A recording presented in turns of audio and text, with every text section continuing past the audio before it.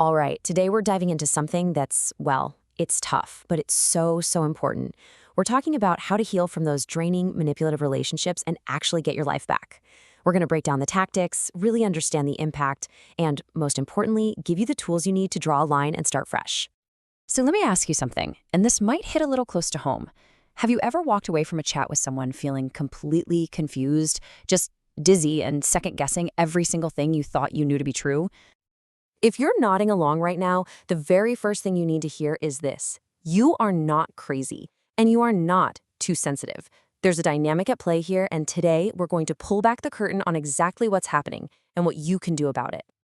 So, first things first, we need to understand the playbook. Let's get into the common tactics that are used in this kind of psychological manipulation, and we're going to start with the most famous one of all. This right here, this gets to the absolute heart of it. The goal isn't just to win an argument, it's to win control. See, by making you doubt your own perceptions, your own memories, even your own sanity, a manipulator keeps you permanently off balance. And this is usually done through a few key moves. You've got false flattery, which is basically praise with a hidden agenda. Then there's emotional isolation, where they try to cut you off from your friends and family. Flying monkeys, yeah, that's a real term from The Wizard of Oz. That's when they get other people to do their dirty work. And then there's projection, which is just a classic. That's when they accuse you of doing the exact things that they are doing. So the big question is, how can you spot this stuff before you're in too deep? Let's talk about those early warning signs. Okay, these are the big ones to watch for, especially early on. Does the praise just feel a little too much? A little fake? Do they totally dominate every single conversation? Are they telling you they love you after just a couple of weeks? These behaviors, especially that whiplash of going from super intense affection 1 minute to cold, distant withdrawal the next, those are major red flags. And this is such a crucial piece of wisdom.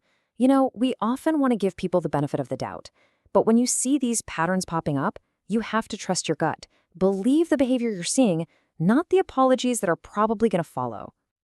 A relationship like this, it takes a massive toll. And it's so much more than just a bad mood. It can actually change your fundamental sense of who you are.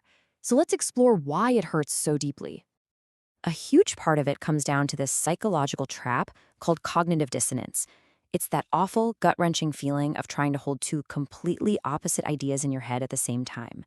I love this person, and also, this person is causing me so much pain. It's a weird survival thing, really. Your brain tries to resolve that conflict to protect the relationship, even when the relationship itself is the source of the pain.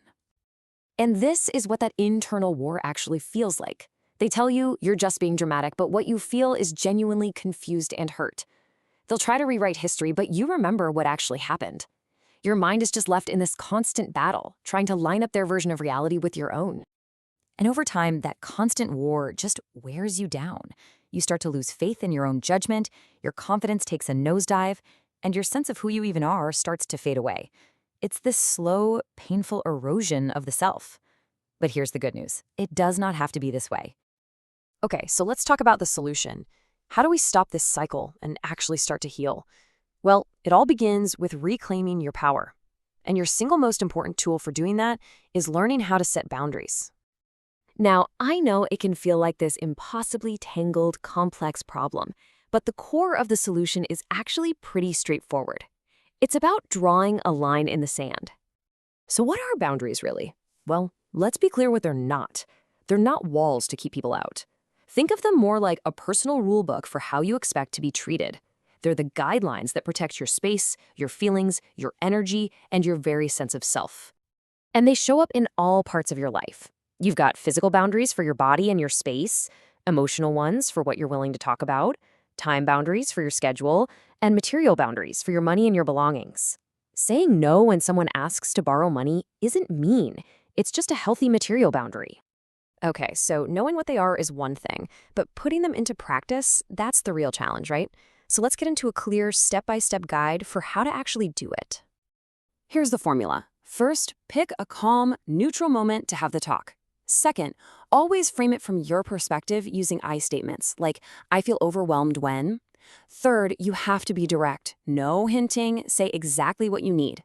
And fourth, this is key. You have to state the consequence. If this continues, I will have to leave the room. Now, I want you to pause and really let this next part sink in, because it is the most important piece of this whole puzzle. Their anger, their sadness, their attempts to guilt trip you, that is their responsibility, not yours. Your only job is to calmly and firmly protect your own well-being. And when they test that boundary, and trust me, they will test it, you have to be ready. You calmly restate it, and then you must enforce the consequence you laid out. If you back down even once, the boundary becomes meaningless. Consistency is absolutely everything. Setting boundaries is that crucial first move. The next part of the journey, that's all about finding your way back to you. After being disconnected from yourself for so long, how do you even start?